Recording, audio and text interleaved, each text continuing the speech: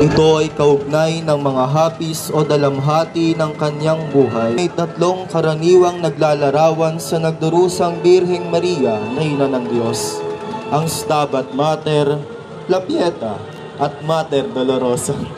Ang Mater Dolorosa, ina ng hapis, ay naglalarawan ng namimighating inang Maria, nagluluksa ng kadalasang kasuotan, ay itim o initimang asul, lumuluha, may tarak na punyal sa puso, tulad ng dalawa pang titulo. Ang Stabat at Pieta, iisang kategorya at manifestasyon nila bilang mahal na inang Birheng Dolorosa.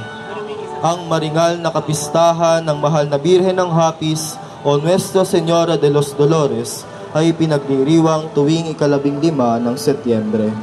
Ang imahe ay nasa pangalaga ni Ginoong Nick Cristal at ng kanyang pamilya mula sa lungsod ng Pasig.